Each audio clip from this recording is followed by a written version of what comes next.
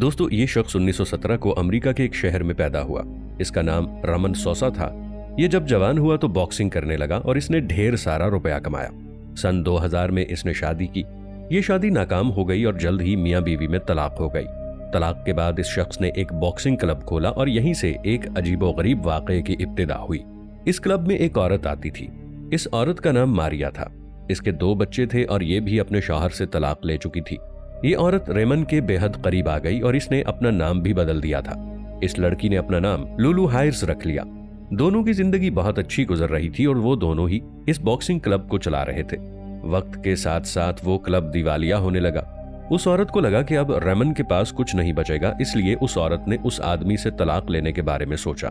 जब वो तलाक लेने वकील के पास पहुंची तो वकील ने कहा कि अगर आप इस शख्स से तलाक ले लेंगी तो आपको इसकी आधी जायदाद मिलेगी। वो इस बात से नाखुश थी। वो उस शख्स की पूरी जायदाद चाहती थी।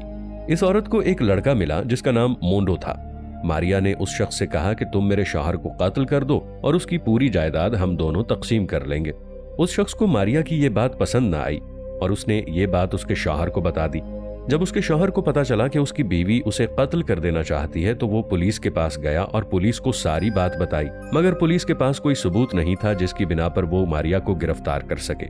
पुलिस ने एक मंसूबाबंदी की ताकि सबूतों के साथ मारिया को गिरफ्तार किया जा सके। बाद में मोंडो वापस मारिया के पास जाता है। उसने उस औरत से कहा कि मेरे पास एक ऐसा आदमी है जो आसानी से तुम्हारे शौहर को कत्ल कर सकता है। उस शख्स ने जिस आदमी के बारे में बताया था वो एक पुलिस का आदमी था।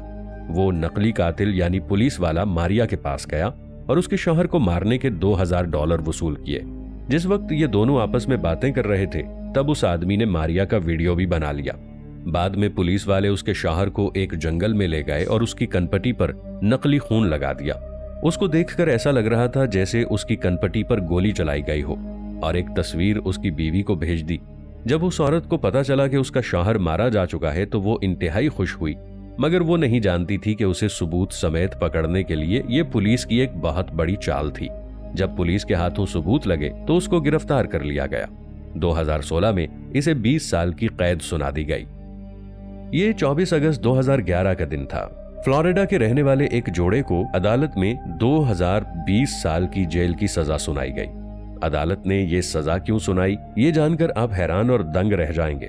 इस जोड़े के पास बर्मीज नस्ल का 12 फीट लंबा अजदहा था। इन लोगों ने इस सांप का नाम जिप्सी रखा।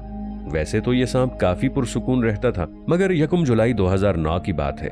रात में जब उस शख्स की आंख खुली तो उसने देखा कि उसका पालतू सांप उसके घर में सरेआम घूम रहा है। चार्ल्स ने उसको पकड़कर एक पिंजरे में डाल दिया, मगर ये नहीं जानता था कि जिस पिंजरे में उसने इस बड़े से सांप को रखा है इस पिंजरे में एक सुराख भी था और ये सांप वहीं से बाहर निकल आता है।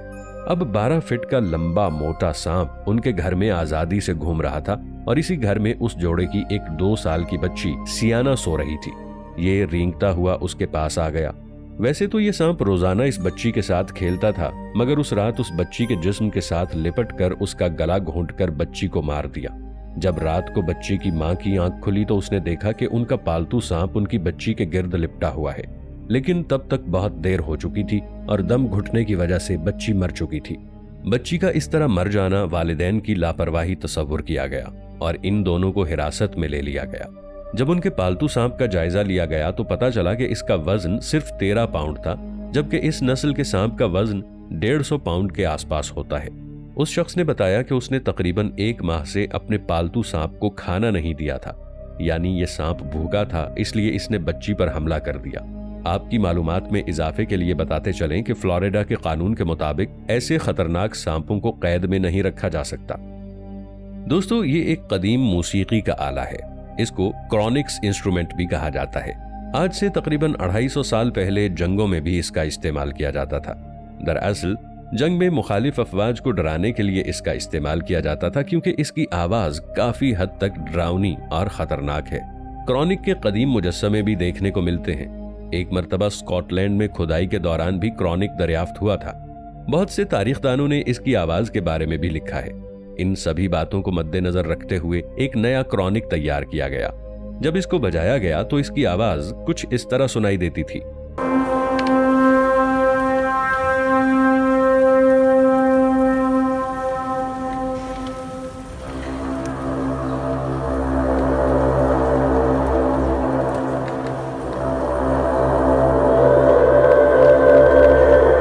ये सन 1959 की बात है। अर्जेंटीना के शहर ब्यूनस एरिस में क्लॉस एचमैन नाम का एक लड़का रहा करता था। एक मर्तबा सुबह के वक्त क्लॉस एचमैन एक आदमी से मिलने उसके घर गया। इस आदमी का नाम लोथर हरमैन था और उसकी बेटी का नाम साल्विया था। क्लॉस एचमैन और साल्विया एक दूसरे से मोहब्बत करते थे। वो आपस में शादी करना चाहते थे और वो अपने होने वाले ससुर से मिलने गया। ये दोनों आपस में बैठकर बातें कर रहे थे, तभी उस लड़के के मुंह से एक बहुत बड़ा सच निकल जाता है। वो कहता है कि यहूदी दुनिया के बुरे तरीन लोग हैं, इनका जड़ से खातिमा कर देना चाहिए। मेरे वालिद भी यहूदियों से लड़ते हुए शहीद हुए थे। दूसरी आलमी जंग के वक्त मैं बहुत छोटा था, वरना मैं भी यहूदियों से लड़ते हुए उन्हें वासिले जहन्नम करता। उस लड़के के मुंह से निकले हुए ये अल्फाज एक ऐसे वाक़ये को जन्म देने वाले थे जिससे पूरी दुनिया दंग रह गई थी, क्योंकि दूसरी आलमी जंग के एक बहुत बड़े आदमी का इख्तिताम होने वाला था। एक ऐसा आदमी जिसने लाखों यहूदियों की जान ली थी। उसने जर्मनी में रहकर यहूदियों के हुकूक खत्म कर दिए, उनको घरों से बेदखल किया, उनको चुन चुन कर कत्ल किया। इस शख्स को यहूदियों से इस कदर नफरत थी कि उनके बच्चों को भी नहीं बख्शा था।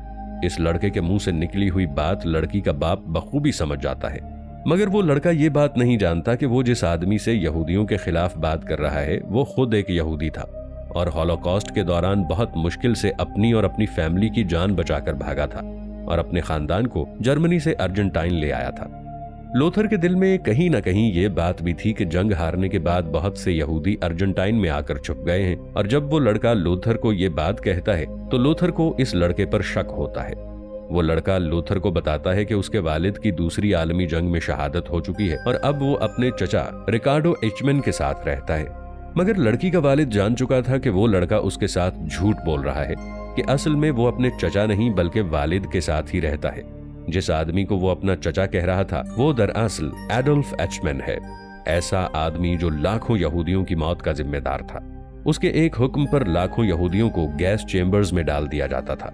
वैसे लूथर खुद रिकार्डो एचमैन को नहीं जानता था, मगर उसे ये शक था कि उसका चचा ही एडोल्फ एचमैन है, इसलिए उसने ये सारी मालूमात जर्मनी में रह रहे एक वकील बाउल को दी। ये एक ऐसा वकील था कि जिस किसी ने भी दूसरी आलमी जंग में यहूदियों का कत्ल किया था, उस वकील ने ऐसे बहुत से लोगों को सजा दिलवाई थी।